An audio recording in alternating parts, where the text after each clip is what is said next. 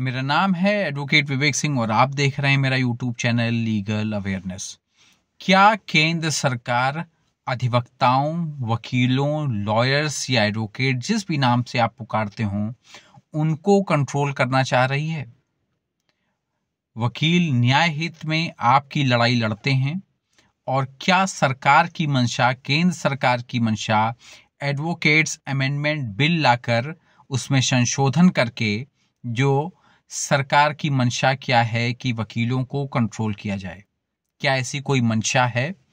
क्योंकि कुछ प्रावधान इस संशोधन के जो प्रमुख प्रावधानों में से कुछ प्रावधान हैं वो ऐसी कुछ मंशा को जरूर प्रदर्शित कर रहे हैं। और ये सवाल, आप ये वीडियो पूरा गंभीरता से देखिए। अगर आप वकील हैं तो आप तो जरूर देखिए, क्योंकि इस पे राय भी आपको देनी है, मुझे नहीं देनी है। खुद केंद्र सरकार ने राय मांगी है इस विषय पर, तो वहां पर राय 28 तारीख के पहले तक जरूर भेज दीजिए, क्योंकि आज आपकी राय जो है वो बहुत महत्वपूर्ण रोल अदा करेगी कि कल आपके लिए नियम कैसे बनने वाले हैं। तो सबसे पहले मैं 2 सवाल उठाने के साथ इस वीडियो को शुरू करूंगा। सरकार क्या कंट्रोल करना चाहती है? पहली चीज, सरकार जो है वकीलों को पैसा नहीं देती है, वो अपना जीविकोपार्जन खुद करते हैं। आप पुलिस को पैसा देते हैं, आप आर्मी को पैसा देते हैं, आप डॉक्टर्स को पैसा देते हैं, पर आप वकीलों को पैसा नहीं देते हैं। आप संशोधन लेके आए, लेकिन वकीलों की कमाई कैसे होगी या वकीलों को हम सरकार कैसे योगदान देगी, इसके बारे में आपने कोई राय इसमें नहीं रखी है। चलिए ठीक है, आपको नई राय रखनी थी, लेकिन आप कंट्रोल करना चाहते हैं। और दूसरा सवाल यह है कि अधिकतर मुकदमे वकील सरकार के खिलाफ ही लड़ रहे होते हैं। बहुत गंभीरता से इस बात को सुनिएगा, क्योंकि हाई कोर्ट हो या सुप्रीम कोर्ट, एक सरकारी वकीलों की एक फौज है, उनको तो आप पेमेंट करते हैं। सरकारी वकील किस लिए होते हैं? सरकारी वकील होते हैं सरकार के मुकदमे लड़ने के लिए। जो मुकदमे आम आदमी सरकार के खिलाफ लड़ रहा होता है, उन मुकदमों में पैरवी के लिए सरकारी वकील हैं, उनको आप पेमेंट करते हैं। पर उन वकीलों का क्या जो एक आम आदमी की लड़ाई कोर्ट रूम में लड़ रहे होते हैं? अगर आम आदमी की जो लड़ाई लड़ रहा है उसको कई सारे ग्रीवेंसेस भी फेस करने होते हैं। भाई सड़क पे है, पुलिस वाला बदतमीजी कर रहा है, आप पुलिस वाला तो भाई अगर बदतमीजी कर रहा है तो अगर वकील हैं, अभी तक तो था कि हमारे पास वकीलों की एकता ही शक्ति थी, और जो स्ट्राइक करते थे, हड़ताल करते थे, उससे वो एक संदेश देते थे कि हमारी यूनिटी है, हमारी ताकत है, हमारी एकता है, और इससे एक संदेश देते थे कि भाई ये हमारे ऊपर अत्याचार किया गया है और सरकारें इस बात को सुने और इन जिन लोगों ने अत्याचार किया है उनके ऊपर कार्रवाई हो। भाई ऑफिसर ऑफ द कोर्ट आप कहते हैं कोर्ट रूम के अंदर वकीलों को, और ऑफिसर ऑफ द कोर्ट को एक कोई पुलिस वाला अगर सड़क पे, अभी देखिए महाकुंभ में 2-2 लोग निलंबित हुए हैं, और अगर 2 निलंबित हुए तो 25 घटनाएं ऐसी हैं जहां पे निलंबन की कार्रवाई नहीं हुई है। ऐसे ही पूरे देश में, या ये जो बिल आ रहा है ये तो पूरे देश के लिए है, ऐसे देश में अलग अलग जगह घटनाएं होती रहती हैं, और अधिकतर मुकदमे आप किसी ना किसी बड़े लोगों के खिलाफ ही आम आदमी के लड़ रहे होते हैं। या तो कोई बड़ा माफिया है, कोई ठेकेदार है, और कोई कहीं पुलिस वाला कोई है, कोई एफआईआर नहीं लिख रहा है, बहुत से मुकदमे आप लड़ते रहते हैं। तो क्या सरकार की मंशा है कि अब वकीलों को कंट्रोल किया जाए? मुझको तो एक हिडन एजेंडा हर उसका होता है, तो हिडन एजेंडा मुझको दिख रहा है। और पहले मैं आपको एक्ट पूरा बता देता हूं, जो प्रमुख बिंदु हैं एक्ट के वो मैं लेके आता हूं, फिर मैं पूरी बात रखता हूं। वकील संशोधन विधेयक 2025 का मसौदा विधि और न्याय मंत्रालय द्वारा प्रकाशित किया गया है, जो एडवोकेट एक्ट 1961 में संशोधन करना चाहता है। मसौदे पर सार्वजनिक टिप्पणियां आमंत्रित की गई हैं। अगर आप अधिवक्ता हैं तो आप जरूर टिप्पणियां वहां पर करिए। इसमें कहा गया है कि इन संशोधनों का उद्देश्य कानूनी पेशे और कानूनी शिक्षा को वैश्विक सर्वोत्तम प्रथाओं के साथ जोड़ना है, सुधार, कानूनी शिक्षा में सुधार, वकीलों को तेजी से बदलती दुनिया की मांगों को पूरा करने के लिए तैयार करने और पेशेवर मानकों को बढ़ाने पर ध्यान केंद्रित करेंगे। अंतिम लक्ष्य सुनिश्चित करना है कि कानूनी पेशा एक न्याय संगत, समतापूर्ण समाज और विकसित राष्ट्र के निर्माण में योगदान दे।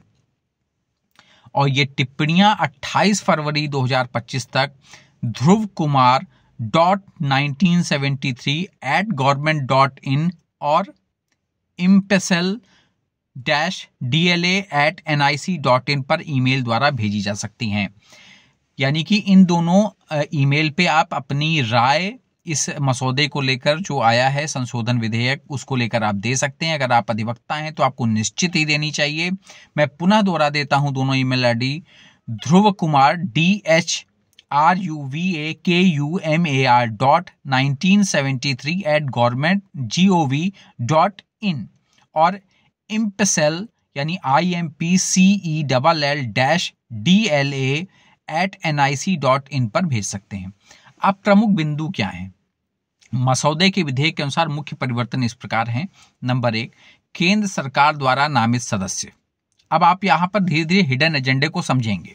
बार काउंसिल ऑफ इंडिया में 1961 अधिनियम की धारा 4 में प्रस्तावित संशोधन के अनुसार केंद्र सरकार द्वारा नामित 3 सदस्य होंगे, जिसमें खंड डी जोड़ा जाएगा।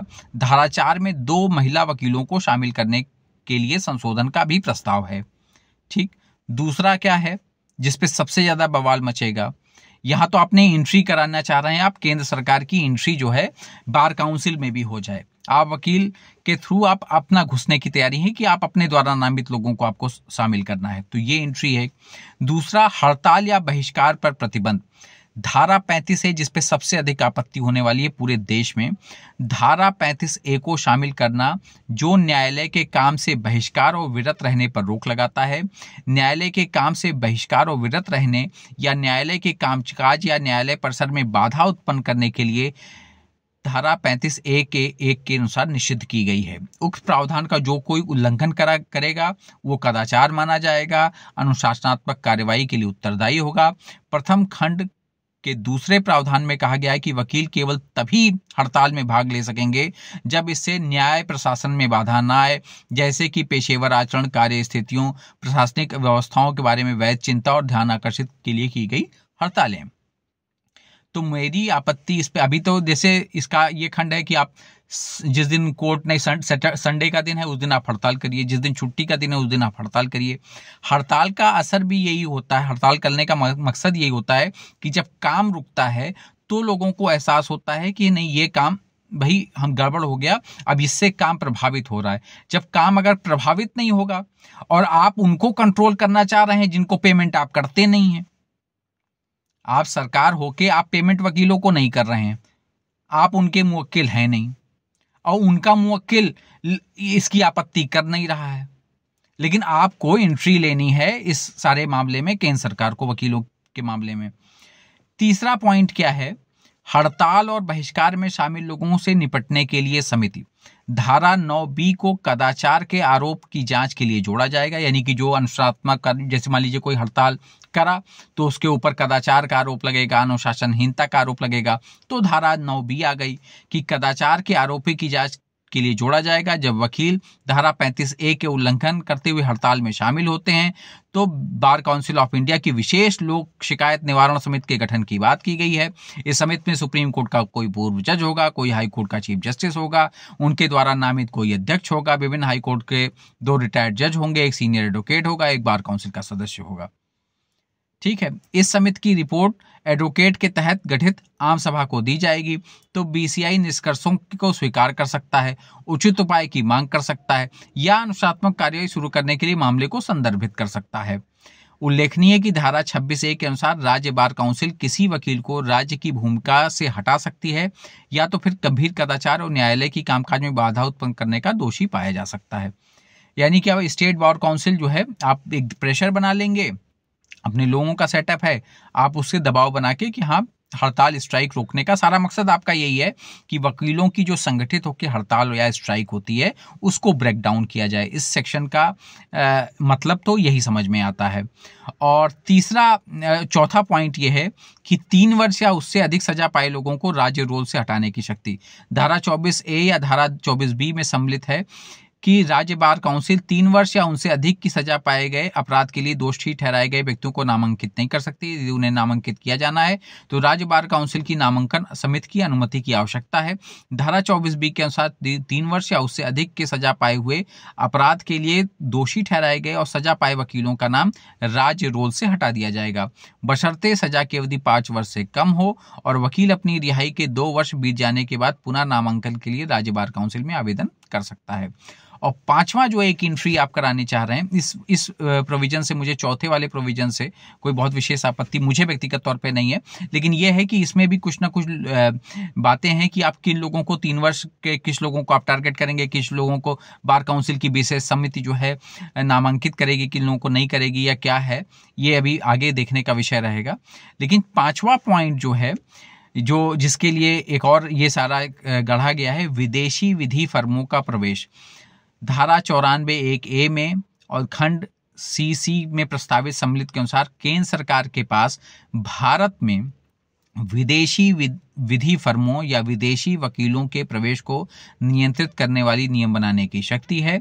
धारा 54(a) भी प्रस्तावित की गई है, जो केंद्र सरकार को किसी भी प्रावधान, नियम एवं आदेश के निष्पादन के लिए BCI को आवश्यक निर्देश देने की अनुमति देता है। यानी कि आप अब बार काउंसिल ऑफ इंडिया को निर्देश भी देंगे, और जो विदेशी लॉ फर्में हैं जो यहाँ पर आके वकालत करने के लिए नियम बनाने की शक्ति आप चाहते हैं, यानी कि उनकी एंट्री भी अब आपकी वकालत के पेशे में होगी। अब वो भी विदेशी वकील, यहाँ आम आदमी देसी देसी वकील तो कर ही नहीं पा रहा है। जो स्थिति है, आपको विदेशी फर्म सब बड़ी कंपनीज के लिए चाहिए, और सब बड़ी जो बड़े लोग हैं या बड़ी बिजनेस के मैटर हैं, कॉर्पोरेट मामले हैं, या जो एक बड़े लोग हैं, उनके लिए विदेशी लॉयर्स का भी इंतजाम करने का प्रयास है। और व्यक्तिगत रूप से तो मुझे जो आपत्ति है, मैं भी इस पे अपने विचार जरूर भेजूंगा। सरकार ने मांगा है, केंद्र सरकार ने, तो विचार देना चाहिए, सबको देना चाहिए, मैं भी उस पर विचार अपना व्यक्त करूंगा। लेकिन मेरा विचार जो है, सबसे ज़्यादा आपत्ति जो हड़ताल और बहिष्कार वाले पॉइंट पर है, कि ये आप जो रोकने की प्रयास है, जो आप ब्रेक डाउन करना चाह रहे हैं, वो उचित नहीं है, और आपको कंट्रोल नहीं करना चाहिए। क्योंकि देखिए, सबसे ज़्यादा मुकदमे वकील लड़ रहे हैं सरकार के खिलाफ ही। हाई कोर्ट है, सुप्रीम कोर्ट है, सबसे ज्यादा केसेस किनके हैं? सरकार के हैं। सबसे ज्यादा मुकदमे किनके खिलाफ हो रहे हैं? सरकार के खिलाफ। और सरकार ही चाह रही है कि हाँ, वकीलों को आप कंट्रोल करिए, वकीलों को हमको कंट्रोल करना है। आप हड़ताल ना करिए, आप स्ट्राइक ना करिए, आप पुलिस से बहस ना करिए। और पुलिस तो बिल्कुल सब न्यायोचित काम करती है, बिल्कुल 1 नंबर का काम पुलिस का है, तो उसमें तो कोई आपत्ति है ही नहीं है। सरकार को उनको कंट्रोल करना की जरूरत नहीं है। उनसे आपको इन्वेस्टिगेशन और सुरक्षा का काम नहीं लेना है। आपको 2 भाग में पुलिस को नहीं बांटना है, कि एक पुलिस जो है इन्वेस्टिगेशन करेगी किसी भी मामले की, और एक पुलिस जो है सिक्योरिटी का काम करेगी। वो नहीं करना है आपको इनको नहीं ब्रेक डाउन करना है, आपको वकीलों को ब्रेक डाउन करना है। और दूसरी बात जो है, जो तीसरा पॉइंट था, जो हड़ताल और बहिष्कार में जो लोग शामिल हैं, उनके ऊपर जो कार्रवाई की बात है, इन 2 पॉइंट से मुझे विशेष आपत्ति है। व्यक्तिगत रूप से अब देखना है कि कैसे ये मामला आगे बढ़ता है और किस तरफ रुख लेता है, ये देखने का विषय जरूर है। और मुझे तो नहीं लगता है कि इतनी आसानी से, और ये अधिवक्ता वर्ग जो है और जो संस्थाएं हैं अधिवक्ताओं की, वो इस पर इसको बहुत आसानी से अमल में आएगा, और लोग अपनी राय रखेंगे। अधिवक्ता वर्ग हमेशा एक अपनी बात रखने वाला वर्ग रहा है, आज़ादी के पहले से भी, क्योंकि तब उन्होंने बात रखी तो देश आज़ाद हुआ, और अभी भी वही बात रख रहे हैं। तो हर मजलूम को आवाज़, आप कोई भी आलोचना कर लें, किसी भी वकील की कोई भी आलोचना कर लें, पर लड़ाई वो आपकी ही लड़ रहा है। ये है कि किसी क्लाइंट के साथ आपका फीस का गतिरोध हो सकता है, कोई व्यक्तिगत विषय हो सकते हैं, लेकिन लड़ाई हम आम आदमी की ही लड़ते हैं। और अगर आम आदमी की लड़ाई सरकार से लड़नी है, जो खुद किसी स्टेट की सरकार है, किसी देश की सरकार है, उससे आपकी लड़ाई लड़नी है, और सरकार चाहती है कि वो वकीलों को कंट्रोल करे, तो एक आम आदमी होते हुए अगर आपने ये वीडियो देखा है, तो आप भी विचार करिए कि ये कितना उचित है कि जो आदमी आपकी लड़ाई लड़ेगा सरकार से, उसी आदमी को सरकार कंट्रोल करना चाहती है कि वो कुछ भी न करे। आप नाराज होते हैं वकील के ऊपर, क्योंकि आप डायरेक्ट टच में होते हैं वकील के, उसकी अच्छाई बुराई से। आप किसी भी चीज से उनसे नाराज होते हैं, लेकिन आप सरकार से डायरेक्ट, तो आपको लगता है, कुछ समय तो आपको लगता है, लेकिन आप ध्यान से गौर करिए कि वो आपकी लड़ाई लड़ रहा होता है। अगर उसके ऊपर बहुत से मुकदमे होने का दर्ज होगा, या वो अपनी आवाज नहीं उठा पाएगा, तो अगर वकील अपनी आवाज नहीं उठा पाएगा, तो आपकी आवाज क्या उठाएगा? तो प्लीज़ अगर आपको ये वीडियो अच्छा लगा है तो चैनल लाइक और सब्सक्राइब करिए। मेरी मंशा थी कि इसमें क्या प्रोविज़न है और किस पॉइंट पे आपत्ति हो सकती है अधिवक्ता वर्ग को, मैं वो उल्लेखित करूं। व्यक्तिगत रूप से जो मुझे समझ में आया इस कानून को पढ़ के, जो आपत्ति मुझे लगी वो मैंने आपको कहा है। आगे हो सकता है कि और भी लोगों के वीडियो आएँ, और क्योंकि ये वीडियो की जुडिशियल एक्सपेरिमेंट के जुडिशी के कोई विद्यार्थी होने के नाते ये वीडियो नहीं उतना ज़रूरी है, आपको सिर्फ जानकारी, लेकिन अधिवक्ता होने के नाते आपको ये चीज़ का सामना करना है आगे आने वाले दिन में, इसलिए ये ज़्यादा ज़रूरी है आपका जानना समझना। और 28 फरवरी तक अपनी राय ज़रूर भेज दें सरकार के पास। प्लीज़ इस चैनल को लाइक और सब्सक्राइब कर लें, जिससे मैं आप तक लीगल अपडेट लाता रहूं। नमस्कार, धन्यवाद। मैं हूं एडवोकेट विवेक सिंह, और आज लीगल अपडेट नहीं थी, आज उनके लिए अपडेट थी जो सारे अपडेट के लिए, वह अपने क्लाइंट्स की अपडेट के लिए, उनके सुधार के लिए लड़ाई लड़ते हैं। नमस्कार, धन्यवाद। जय अधिवक्ता समाज।